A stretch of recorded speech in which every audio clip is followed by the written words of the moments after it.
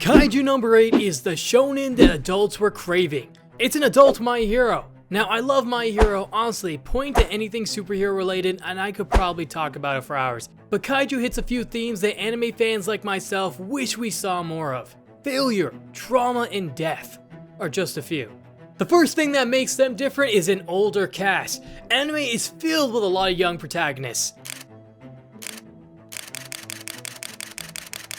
A lot.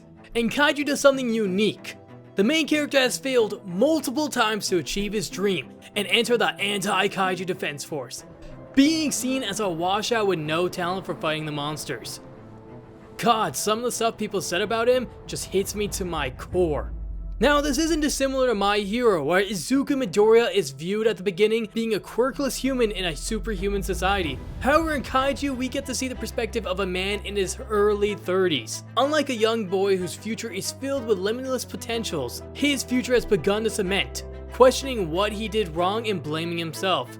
Very different from a quirkless boy where being a hero is mostly from the luck of genetics. It doesn't carry the same impact, and is more similar to a young child just wanting to become an astronaut or president. As the show continues, we get introduced to a cast of young adults with dreams to protect their city, which makes a lot more sense than children putting their life on the line when they haven't even gotten their first kiss yet. These characters are prepared to die for their cause and aren't afraid to mention it, bringing up the fact that it opens the door to more subjects that wouldn't fit or make sense for teens. Potentially talking about childhood trauma, financial strains, deep fears, or corrupt desires. And potentially romances that aren't so cheesy. Am I the only one who likes some mature romances in his action anime? Childhood friends who drifted apart due to diverging paths to once again reunite is a touching story, if not a little cheesy. And it's nice that the female love interest isn't some damsel like Sakura and Naruto, and actually individuals who can hold their own. Side note, can someone explain what's up with this giant tiger? I love it, but super confused. The second thing great about this anime is its amazing gore. If you're fighting terrifying monsters, people, using guns and swords, there better be a lot of blood, and Kaiju definitely satisfies that. It's not so much that it's gross, just enough that you feel the impact of what they're doing.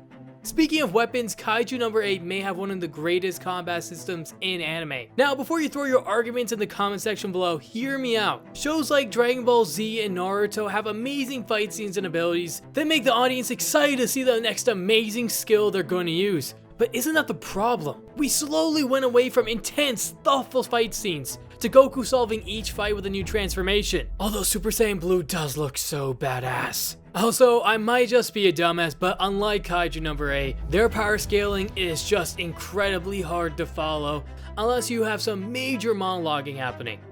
People still argue how strong Naruto really is, and Boruto just did him dirty with the nerfing. Although bad haircuts is something they both share. Kaiju is a breath of fresh air, having superpower beings but still being grounded through the rules they've established in the universe. And we still have those crazy forms and fights through the MC's monster form. So we're kinda getting the best of both worlds in my opinion. He's a shonen anime protagonist, so he's gotta be badass. But in his human form, he's as weak as they come, which forces him to rely on his allies and go on a different approach. Something I wish Solo Leveling did a bit more of. As we find out more details about the weapons, we realize that higher ranked soldiers have specialized weapons with unique abilities, likely from different types of kaiju they use, giving them a similar vibe to captains in Bleach. But unlike Bleach, you aren't just born with talent. Even if you have the skills, you gotta prove it to your higher ups to earn a weapon. I'm actually gonna be really interested to see the other divisions and how their weapons compare. Now, a short summary for those who clicked on this video and for some reason doesn't know the anime. It has badass monsters and people with guns. That's pretty much it.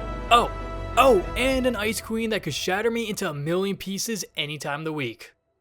Her and Division 3 were the perfect example, demonstrating the foundation of Kaiju's power system, which is their combat suits.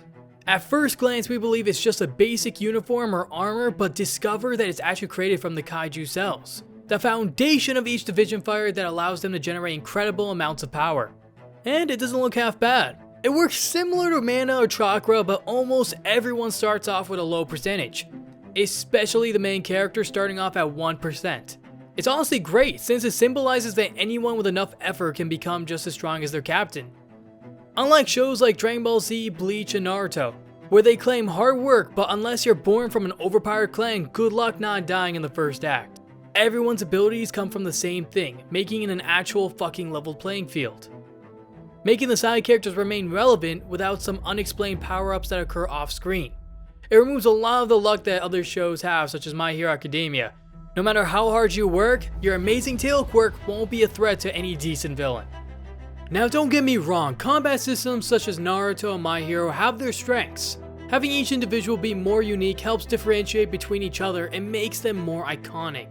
Would Lee and Shikamaru be as memorable as they are if they weren't so unique in their fighting styles? I doubt it. But in a more military setting, it just makes more sense to follow a less individualized combat system. Now let's check out their weapons. At first glance, we believe that Division 3 is using some normal guns until a single sniper literally explodes a kaiju in half, while missiles from a freaking jet have practically no effect. We learn that the weapons are powered by the combat suit, so a random civilian can't just pick up a sniper and go to town on some kaiju. The weapons appear to also be made from kaiju, which creates potential for some interesting gear.